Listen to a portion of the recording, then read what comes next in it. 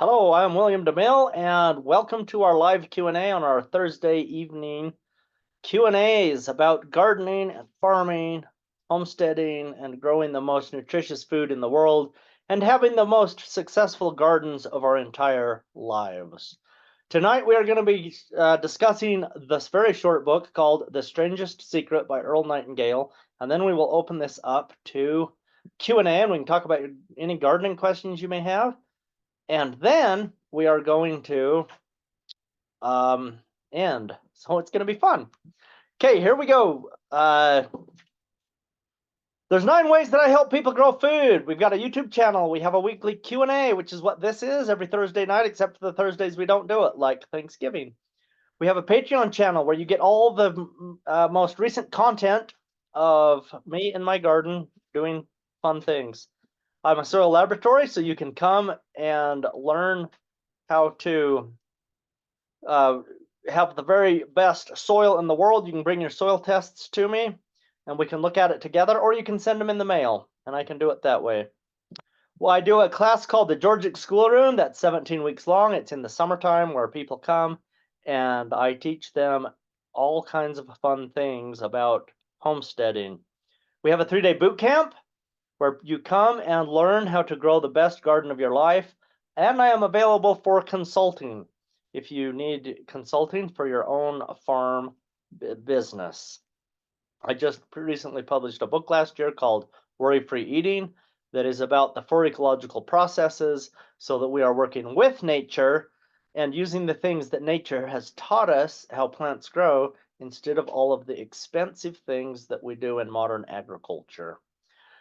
We have a newsletter that comes out once a month, so all you have to do is get signed up at my website, www.georgicrevolution.com, and you will be able to get my newsletter.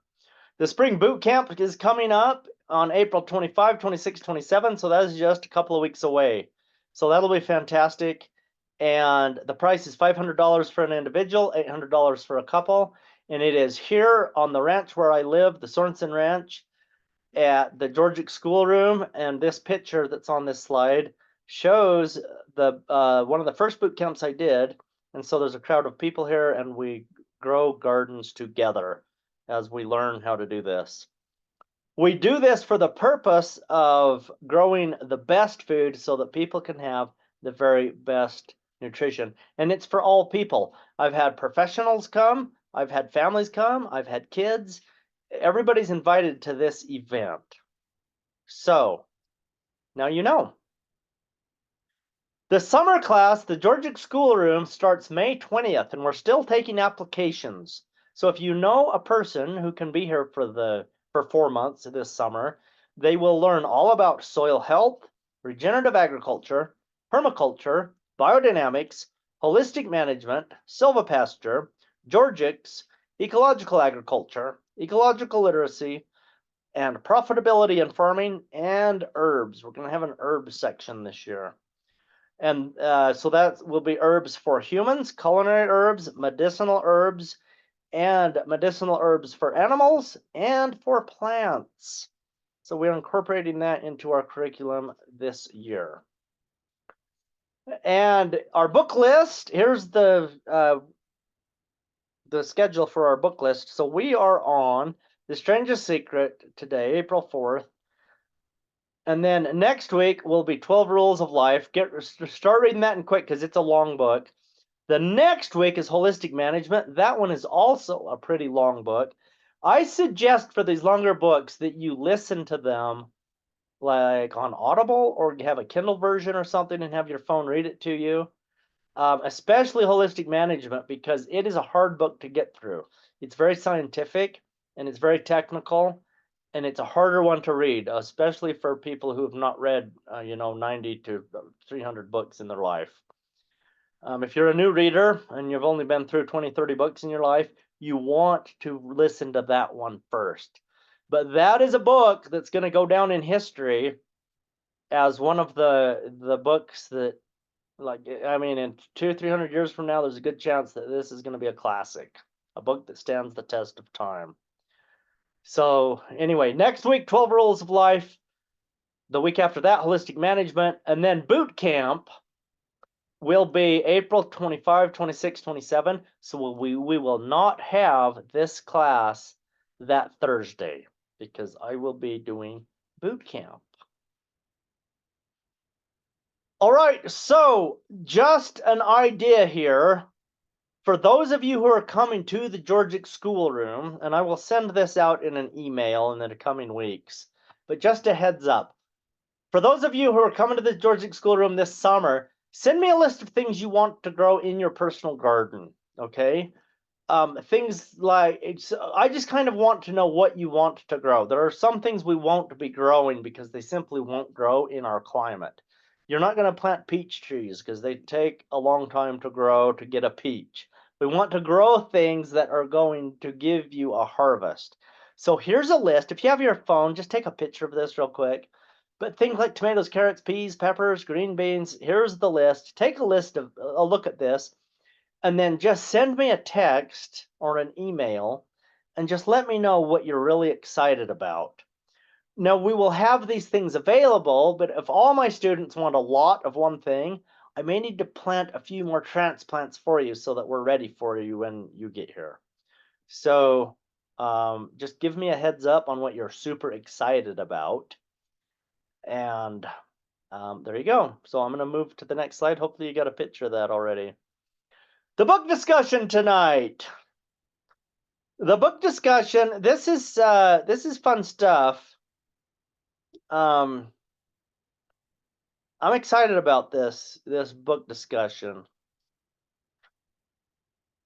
I think what I'm going to do, I'm going to stop my screen share for a minute so we can all see each other.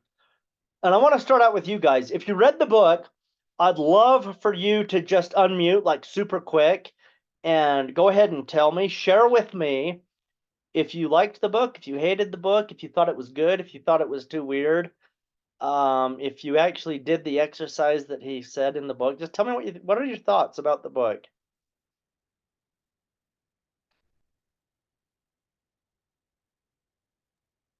I can go first here. I loved the book. And I really liked the simplicity of it, that it was just like short, sweet, simple, straight to the point. I feel like it helps me to grasp the information more. I saw in your notes something that I also wrote in my notes. I thought it was interesting that from the very beginning, he talked about how if you take 100 people who start even at the age of 25 and want to be successful, at 65, you're going to have one that will be rich, 4 that will be financially independent, 5 that will still be working, and 54 will be broke. I thought that was really interesting. And even later in the book, he shared another statistic of how most of us probably operate on about 10% or less of our abilities. So it really makes you think about, at least it really made me think about what I'm doing at this point in my life and how it's going to benefit my future, the future me, I guess. I did not do the experiment that he said yet, but I want to. I really, really want to. Just because I feel like, yeah, I feel like sometimes we can overwhelm ourselves with everything we want to accomplish in life. And then we get lost in all of those dreams and desires. So I like that his experiment kind of just like simplified that process, like have one overarching goal in mind that gets you up in the morning. Like, yeah, that gets you up every morning. And with that purpose and I don't know, that drive, then you will be able to be successful because you're not complicating your life and yet you're not, yeah, having this, what did he say? Conformity. How that was even worse than cowardice. That to have the opposite of courage is not, yeah, cowardice. It was conformity, that we conform into what everyone else is doing. We conform into what everyone expects of us. We don't take this initiative ourselves. Sorry, that was a ramble, but I really liked the book. I took a lot of notes, even though it was so short. So it's yeah, wonderful work. Awesome. Thank you, Brenly. Those are great insights you had. And I'm glad you Can I liked go it. next? I like it too. Yeah, Starla, go ahead. Let's hear it. So yeah, everything that Brinley said, I also love the book.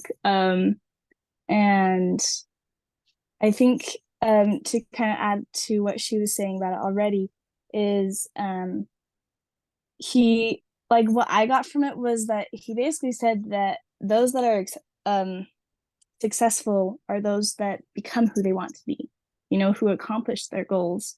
And I really like that. Like, they actually did what was needed and tried and went for it. And yeah, I like that. Nice. Thank you. That's the good insights there, Starla. Thank you very much. All right, Becca.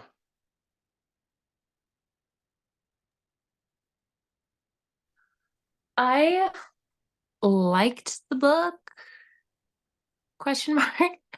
I did like it. I have I don't know. I guess right now in my life it kind of feels like another self-help thing that's like, I don't know. Sometimes you have so much going on and then thinking of another thing to do is like, that's a lot. But I feel like he was talking about stuff that is true and like I've seen and that I feel like it's good. So that was cool. Like at the beginning, he said, "What's wrong with men? They don't think." And that might, I can see why he said that, but I also think that they are, a lot of people are thinking, but the way that they're thinking is hurting them instead of helping them. And that was a big point that he made, was that if you think positively, I don't know if he ever used the word manifest, but that seemed like what he was talking about. When you think positively, positive things manifest in your life. And he was talking about how people with goals achieve them because they know where they are going. And when you mention goals, I start to have some feelings because goals are rough. And sometimes in my life, I feel like, you know, like everyone talks like this at New Year's when they make a goal and they're like, oh, I broke my goal already or whatever. And so I feel like for different people, it's, at least for me, I feel like it's tricky to figure out how to make a goal that actually works, that I actually do, you know? And there's something that he said. So last time that I listened to this and I did it, I feel like the thing that I chose was a little bit vague. And I noticed this time when I was listening to him that he said several times to pick something that was concrete. And he said, make it a single, just do one goal and make it specific and a concrete thing. And I feel like that's important because sometimes I make a goal that's like a little bit hard to hold because it's not specific. You know how they talk about SMART goals? That makes it like really something very definable so you can actually reach it. So that's something that stuck out to me this time, was that he said a couple different times, make it a concrete thing and be really specific with it. And he was just saying, like, it's not something to worry or stress about because all you do is think about it happily, positively, and just let your life happen. So I thought that was cool. I also liked when he said, when he was talking about when you grow things, when you put a seed in the ground, the earth gives what you put in back. If you put in a celery seed, the earth's going to give you celery. If you put in a tomato seed, the earth's going to give you a tomato. And so if you put positive thoughts in your mind, then your mind is going to give you positive things in your life. And I thought that analogy was really neat. I also liked how he said, if you care enough for a result, you will almost certainly attain it. And I think that's something that's awesome and like something to have a lot of faith in. And also, I feel like that concept comes into a lot of things that I think about, because if you care about something, it totally changes everything that happens. Because, I mean, I think about people around me, and, you can think of people who are doing something and they don't really, it's not coming from a natural motivation of what they care about. And so they don't like it, or they don't like their job, or they're frustrated because they're not being true to who they actually are. So I think that's a trick in life, to know what you want. And that's kind of a question that his whole thing begs as well, is if you're going to do his experiment of saying, of picking a goal and writing it on a card and thinking of it every day, then you have to know yourself and what you actually want in your life. So I thought that was neat. Yeah, that was a lot. Thank you. I love that. There's a lot of good points there. So it kind of sounds like, and correct me if I'm wrong, or like shore up this idea in my mind. It sounds like what you're saying, Becca, is so you've listened to this in the past or read the book, either one, and you did the experiment, and then this time you're seeing new insights, new ways to incorporate what he actually said, right? Yeah, for sure. All right. And the big one was that he said to make your goal very specific and something concrete. Because before, my thing was like, it was something that I wanted, but it was kind of vague. Yeah, yeah. Okay, perfect. Awesome. I love it. Sounds good. Becky, did you guys read the book by chance and have any comments on it? No, we didn't read the book this week, but we will get better someday. I didn't ask that to shame anybody. I just didn't want to leave you out if you had something to say. Peter and Abby, do you guys have anything to say about the book? Hi. Well, we just got on, so I'm not sure what has been said. We've just been But going around the room talking. That's all. oh, okay. I really like this book because I think it's interesting that he calls it The Strangest Secret because of the irony, I guess, but I feel like it really helped me last summer. So it's one of those books that when you put it into practice, it's something that can really be helpful. So we were challenged. I don't know if William, did you tell everyone then that you challenged us to? No. Oh, okay. So No. in class, we listened to this book and we were challenged to write down on a card what our goal is, or our belief, and to look at it every day. And it was really cool to see how that consistency, and it kind of goes with as a man thinketh. It's like what your thoughts, what you focus on is what your energy is going to go to eventually. And so I guess all I have to say is if you read it or if you're thinking about experimenting, totally do it because it's worth it. And I really think that when we master our thoughts and when we can focus on what matters and get our priorities set, then it's not just the universe, but I feel like things come together and God helps us to accomplish what we need. And so I liked it. It's a great book. I recommend it highly. So I actually didn't read the book, but I found an audio format actually a couple years ago, and I listened to it. And it was really intriguing to me, and I liked the idea behind it a lot. And I was actually just thinking about this. I accidentally practiced this, not exactly, but the same concept. I didn't have like a flashcard or anything, but I practiced the same concept on accident a couple of years or a year before I actually found his book and listened to it. And it works.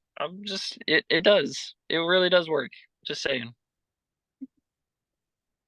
Okay, perfect. Sounds good.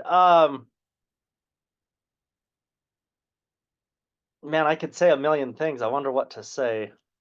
Anyway, I love this book. Here's the deal.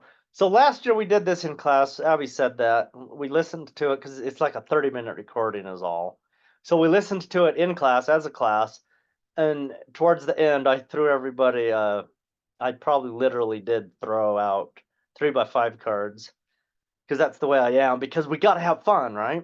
Life's too short not to have a little fun. So I threw out 3x5 cards and everybody wrote down on the 3x5 card. And on one side, you write down things from the Bible, 3 words.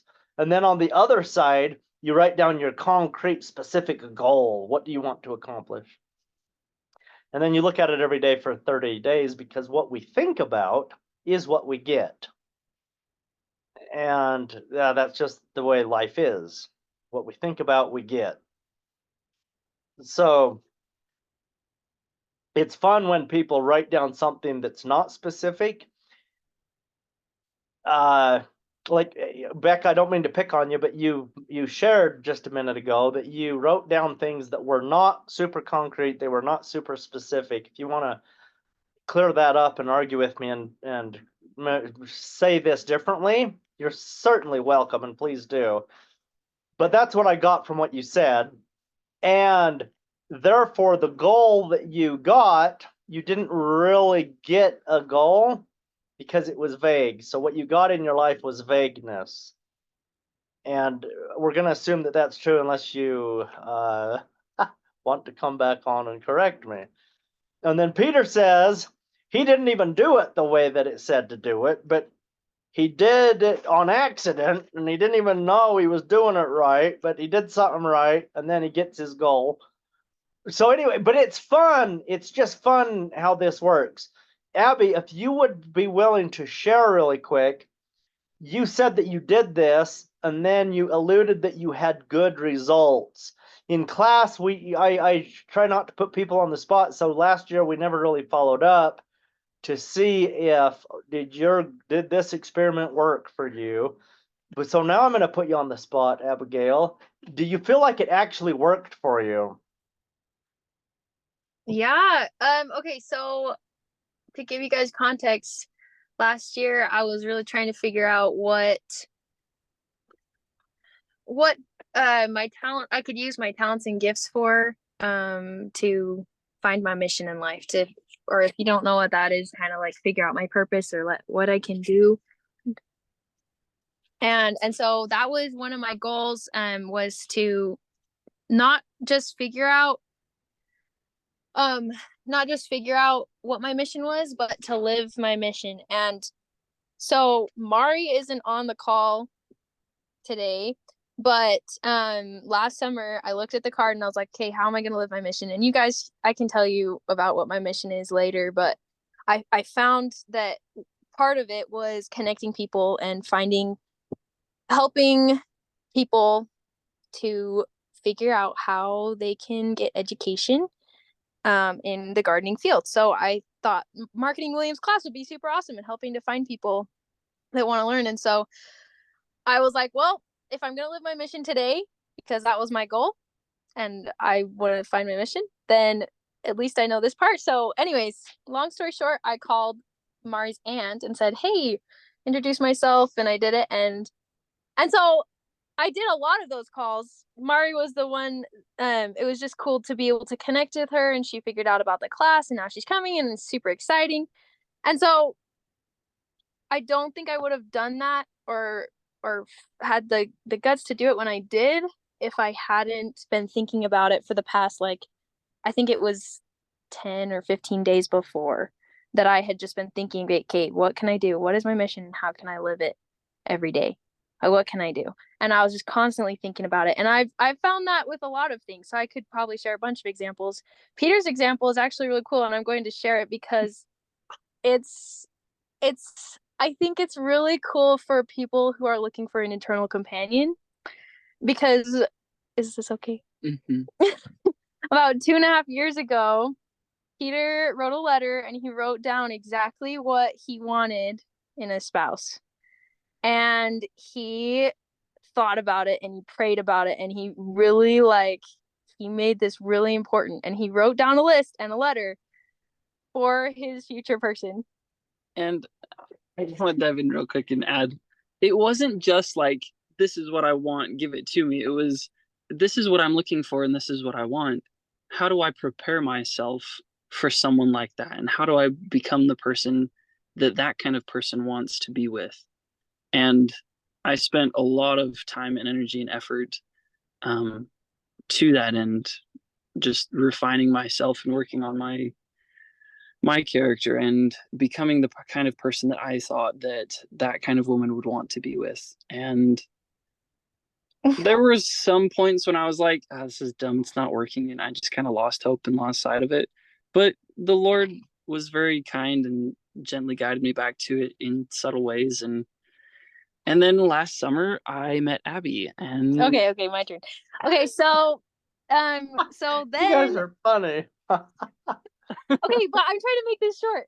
Okay, so then we started dating, and Peter, like, there's a lot of like crazy reasons why we actually even met. And then later he read me his letter, and on his list, and like, long story short, I think Peter prayed me to him. And I think it's a testament to what this is saying. And so basically what I'm saying is, you can't know what you want until you know what you want. And so if you want to get what you want, you have to decide what it is and write it down. And then you need to keep thinking about it. And you gotta keep working towards it. Because otherwise you can't just like assume that someday you'll like be happy. You gotta decide and you gotta figure out who you are and what you want. Because then you'll actually get something. And I just think it's really cool. So it works. Amen. Okay, fantastic. Those are good stories. That is really, really good. Yeah, I love this book. It does work. Everybody read the book. That's what I say. Listen to it. Yeah, there's like 10 versions of it on YouTube. Different people have put it on there. Here's some backstory. I did some research on Earl Nightingale. He's a hero of mine. He's the author. He was well, I could tell you stories about him for like an hour and 15 minutes, so I'm going to compress that into one thing because I only want to take 2 minutes here. So he was in charge of a bunch of salesmen, and he needed to motivate them to get out there and sell.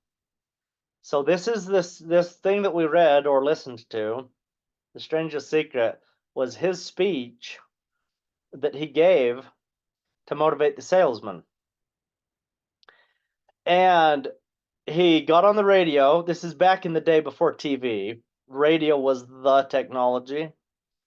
So he got on the radio and he read this on national radio. And at the very end, he said, "Send me a self-addressed stamped envelope with $1 in it, and I will fold this up, the written copy of this, in the envelope and send it back to you." Guess how many letters he got? Who knows the answer? Time's up. He got 1 million letters. He made $1 million off of this book, off of that speech he gave on the radio. People from all over the country sent him a self-addressed stamped envelope, so he didn't even have to buy the stamp. And they all had $1 in it. And he had $1 million. How would you like to take $1 million $1 bills to the bank? And in that day and age, I mean, I don't even know what year it was. I can't remember. He was a World War II veteran, so it's after World War II when this happened. So maybe 1950s sometime, I guess. I don't know. But it's pretty awesome because not only did he write a very inspiring thing filled with truth on how to get a goal in life, but he showed people that it could be done because he did it. He actually did it. He says, well, I want to sell this and earn some money. And I want to inspire my people, not with an inspirational story.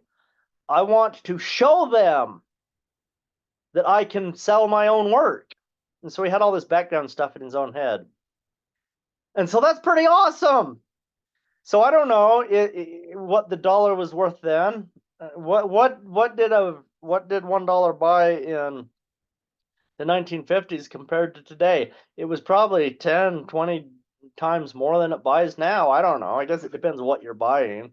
But that's like getting somewhere like between 10 and 20 million dollars today. So that's pretty nice. That was a good paycheck for him. And it's helped millions and millions of people over the decades. So it's pretty great. So I'm going to turn my screen share back on for just a second.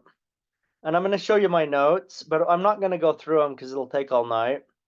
But I just wanted to get them on here, especially for the recording. So there's this one right here. So if you want to get your phone out and take pictures of these, you can. Or if you're watching the recording, I'm just going to go through it and then you'll have it. But anyway, I made a bunch of these. So these were the highlights that I love. Men don't think. Here's what happens to men after working their life. And so here's the next slide. Who succeeds? It's people who focus. And we get what we focus on. All people focus, by the way. But we're either focused on the negative and then we get negatives. Or we focus on the good and we get good. Okay, here's the next one. What is the key to this? It's having a goal. Goals are the key. But the goal has to be definite. And then he uses the example of the ship sailing. If the ship doesn't have a crew, then the ship will just bounce around the ocean and never arrive at its destination. So my mind, your mind, is the crew on the ship. The universe is fixed to keep the weak from losing. So it's pretty easy to not lose, but it's pretty hard to really succeed without a goal. So that was an interesting thought. What is success? It's working for a worthy ideal. And who chooses what a worthy ideal is? Every individual. And this is what creates freedom in the world. Freedom, human freedom, is becoming an individual. It's not becoming like everybody else.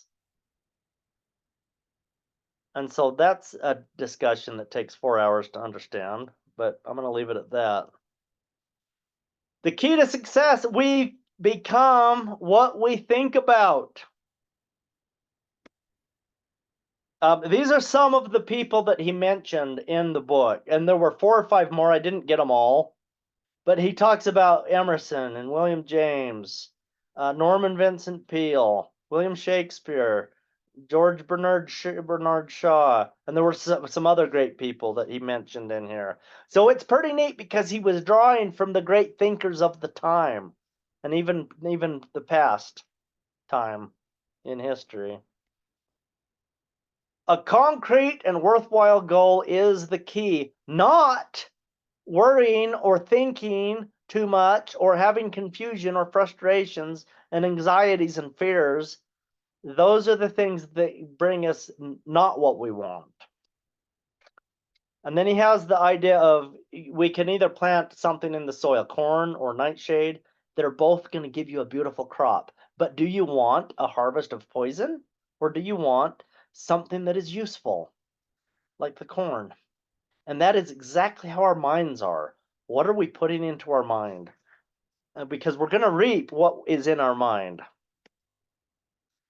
The mind is powerful. It's the most powerful tool that we have in this whole universe. And we need to learn how to use that. And how do we use it? It's by our daily habits. And we need to control our thinking just like a man controlling a powerful machine. People are basically good. That's the idea in the world, right? And I agree with that. We came from somewhere, we're going somewhere. And so the way that we believe and the way that we think is what's going to come back to us. And so what we're believing and thinking, if we're thinking things that is not the result we want, we need to change our thinking. And that can be the hardest thing that humans do. And then there's the 30-day test. And when we do the test, we need to remember Newton's law of the actions having opposites and equals. We need to pay the price of education. What we sow, we reap. That's just a fact. And our human limitations that we have, they're largely self-imposed. So we got to remember those 4 things. We become what we think. We need to do lots of imagination and exploring. We need to have a lot of courage, and we need to save 10% of what we learn. So those are the things that we need to be doing. And then the goal itself, it's all about a habit. We need to be working really hard at what we're doing now. This is the thing people always mess up. I think this is the biggest point of the book for me. People always say, oh, I have this great goal, and then they're just dreaming about the goal all the time, and they're very miserable in their life. They're day-to-day going to work. They hate their job. And that keeps them from getting the goal because they're not actually thinking about the goal. They're thinking about how bad they hate the job. So 30 years later, they're still hating their life.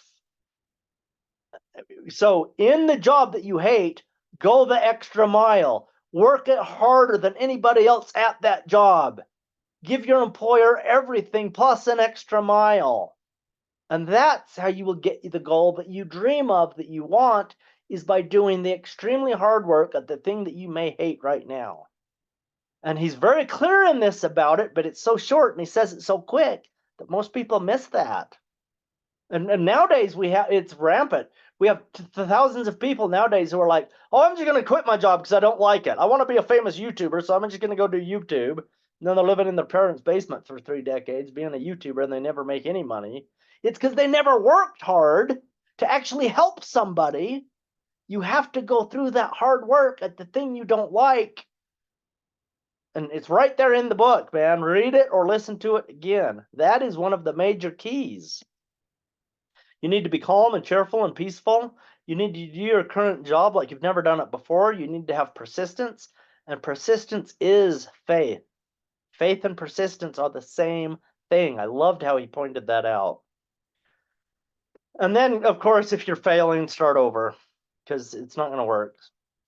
And then people get discouraged and they say, why bother? Why should I do this? It's because you want to live a life of peace. And people say, oh, well, look at this person. They did all that stuff and they ended up getting cancer. Yeah, bad things happen to everybody. Bad things happen to good people. Bad things happen to bad people. Bad things happen. If you're alive, a bad thing's going to happen. Nobody ever said, well, maybe they did, but they were wrong. But this author never said, and he doesn't say it in this book, that if you do this stuff, bad things won't happen.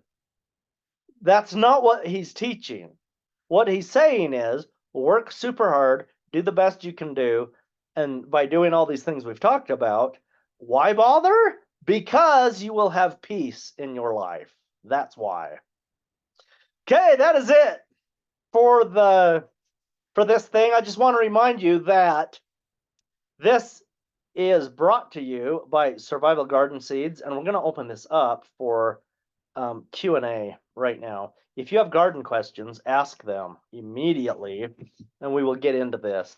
If you have any final questions or thoughts about the book, you can talk about those too, but whoever unmutes first gets to go first. Here we are.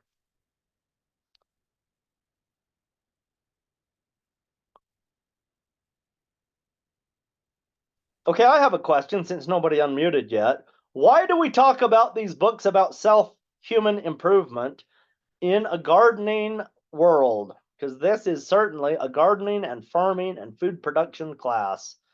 Why are we talking about this? And I've asked this before, but why? Somebody answer that for me, or just unmute and ask your garden questions. We have a famous strawberry grower here tonight, so we need to talk about the strawberry plantation. Oh yeah. Just a thought on your question though. It applies to every field, but I think it most especially applies to gardening. It is so easy to do the same thing you've always done. That was how my dad did it. That is how my grandfather did it, and just keep living that way because that's how all you've ever known. But in the gardening world, there's so much to learn to live your life like that. And so just taking that accountability, taking that responsibility upon yourself to not get stuck, in that mindset of, well, this is what's I've always done, this is what works, this is what I'm going to keep doing.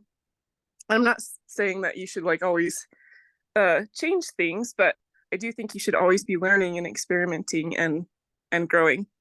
But that was that was my thought on that. And I do have a question as well.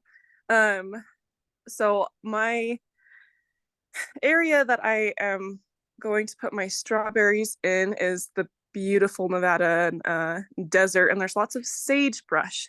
And so I was originally planning on taking them out and clearing that area, but then I got to thinking like, well, why? What if I just plant around them and use that other plant family as one of my 4 family groups? And so I wanted your thoughts on that.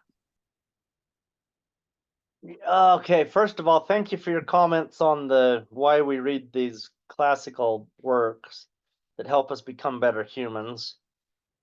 And sagebrush. You know, I don't have a good answer for that. I want you to test that with a couple of strawberry plants. Don't do your entire planting among sagebrush. Here's why. There is a possibility that those sagebrush give off a chemical that will stop other plants from growing around them. And it could be that the sagebrush will do that to the strawberries, and then the strawberries will not thrive and give you fruit. I don't know of anybody who's ever tested sagebrush with strawberries. I've never heard of that, so I can't give you a good answer, but I do know that there's a lot of plants in the wild world that have it's like a chemical thing that they can give out that stop other plants from growing around them. Crested wheatgrass does that. Alfalfa does that. Pinyon pines and juniper trees do that. The conditions have to be just right. You usually see that happening more in drought conditions. I can tell you something about sagebrush. Now, this is a truth. If you're watering your land enough to get the strawberries to thrive, it's going to kill the sagebrush. So, by growing strawberries with the needs that they need, because they're going to need water, they'll need an inch of water a week to grow. That's too much water for the sagebrush, so the sagebrush will die. But anyway, yeah, so they're not really going to be compatible. So those are my thoughts on that. So there was a lot of thoughts there. So I would just probably, since the sagebrush is going to die anyway, probably just go ahead and take it out, and then just start with a clean field. So those are my thoughts on that question. Okay, thank you. Yeah, you bet. Okay, any other gardening questions tonight? Anything at all? Any homesteading questions? Any chicken questions? I have a question All right. that I just thought of when you said an inch of water.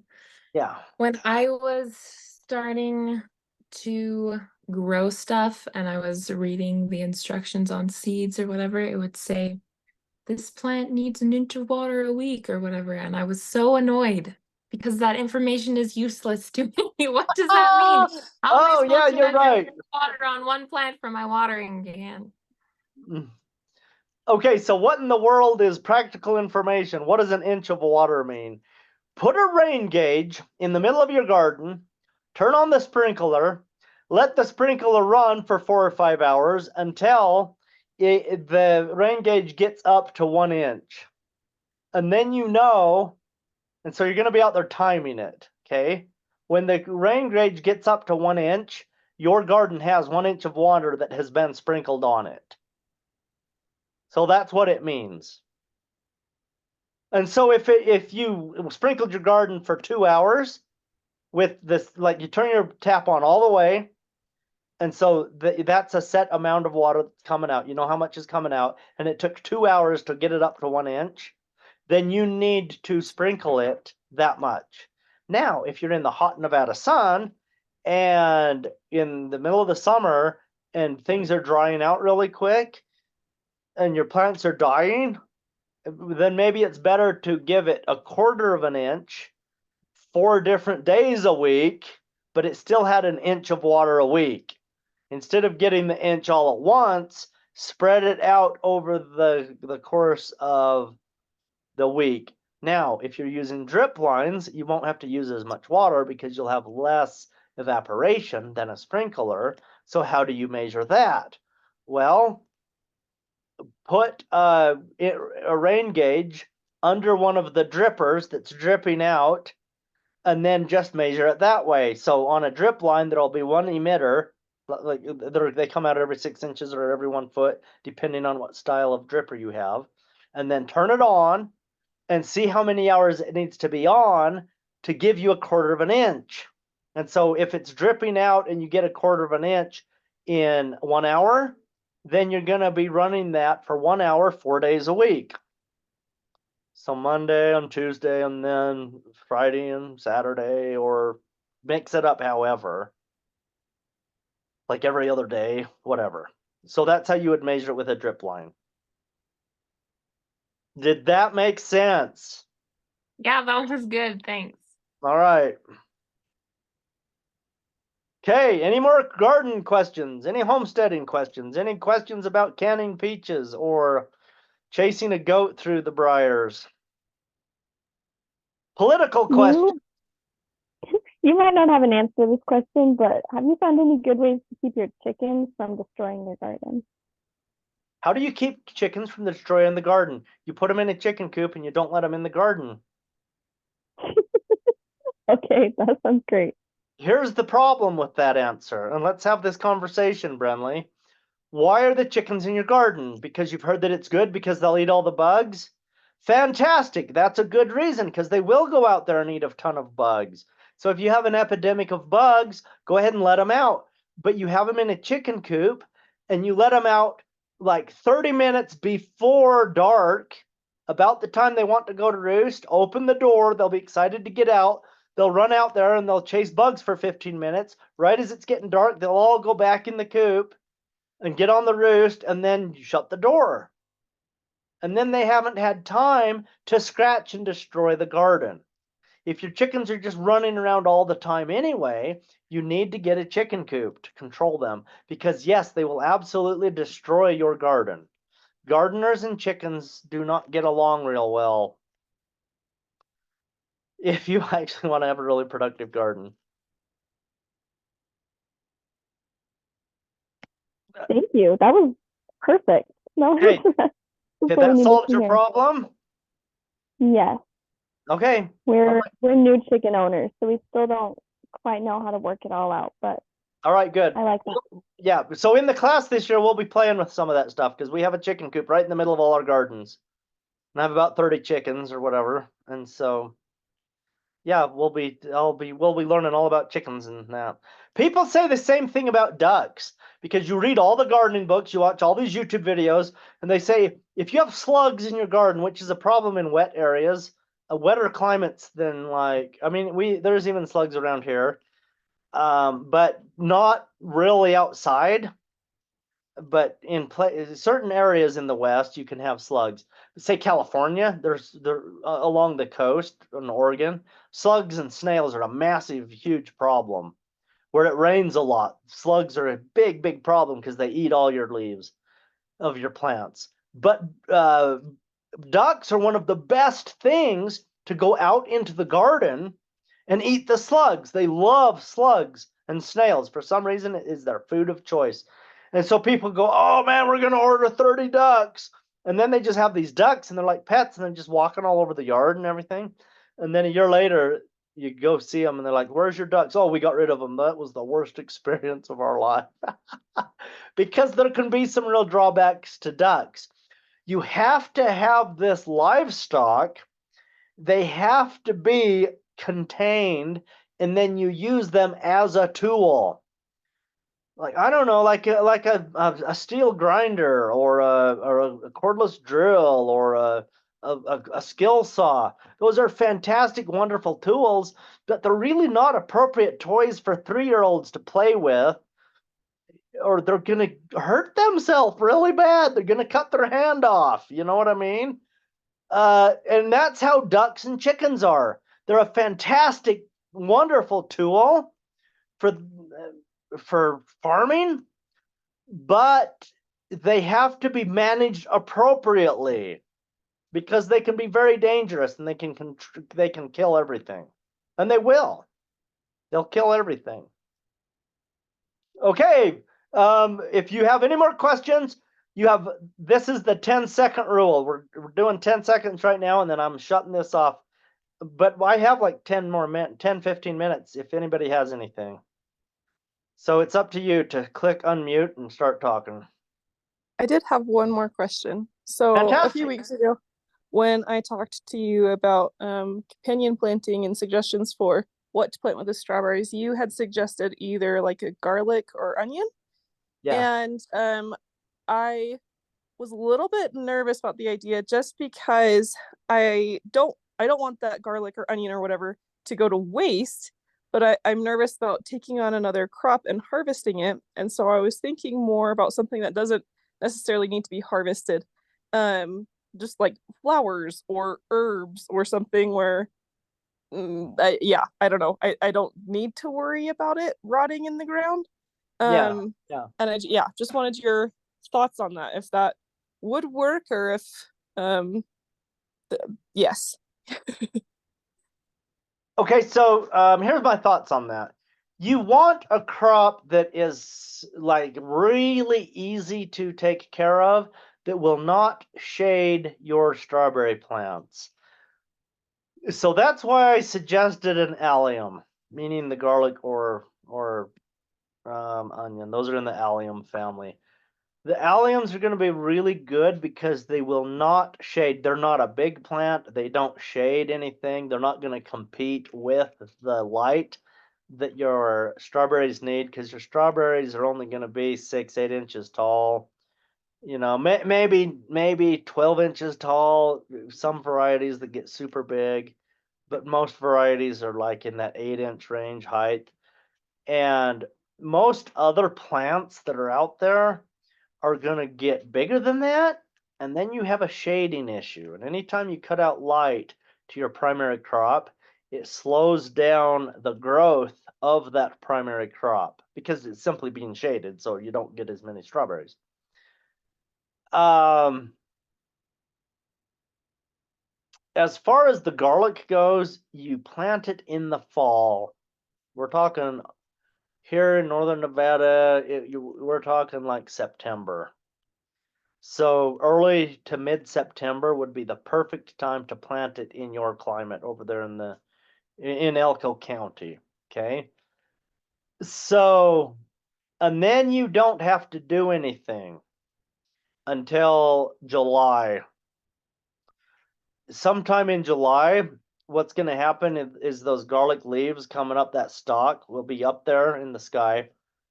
And they'll get 2 feet tall or whatever, but they don't really cast a shadow to speak of. And then they're going to dry up.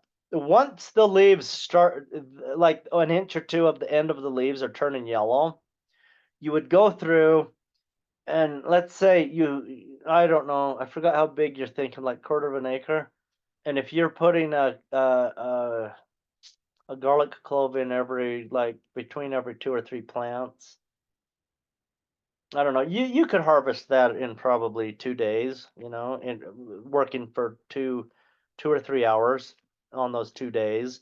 You could probably give it all harvested. It's as simple as taking a skinny shovel, like a trenching shovel, so you're not disturbing your strawberry plants, and you just stick it straight in the ground, and you just kind of pull it back a little bit to loosen the soil, and then you grab that stalk and you gently lift your garlic out. And then that's it. So it's one of the easiest crops to grow, and garlic brings pretty good money. I mean, people pay for good homegrown garlic. I mean, you're going to have to find somebody to buy it, but people who want it, they pay good money for it. So let me think of other crops though, because that was your question. Off the top of my head, I don't know of any that don't get big in shade, or they become a ground cover issue. Like maybe you could plant a bunch of creeping thyme in there, but here again, only do that around 5 or 6 of your strawberry plants for a year or two to see how it does, because they may not do well with the strawberries, and it could be fantastic and do really well. But if you're thinking of a crop that you could have growing there, but you really don't want to harvest it, I don't really know. I mean, there's other things like if you wanted to space your strawberries out more so there's more room, there's the world of lettuces and dandelions, but those are high intensive, like you're harvesting twice a week. And that's what you said you didn't want to do, is extra work. So things like that are a lot of, I mean, that's 5 more full-time jobs. So that doesn't help you. So the answer is no, I don't really know of another crop. The alliums are the best ones. So if you did half of it into onions and half into garlic, they're really easy to harvest, and they're a crop that sell for pretty good money. So I'm sorry I don't have a good answer for you, but that is my train of thought about that. No, I really appreciate that. Thank you. You're welcome. All right, we're going to call it for the night. We've had a good discussion. It's been fun. We will be back next week with 12 Rules of Life by Jordan Peterson, a fantastic book and kind of a long book, so start reading it right now so you can get through it. Good night, everyone, and thank you for being on.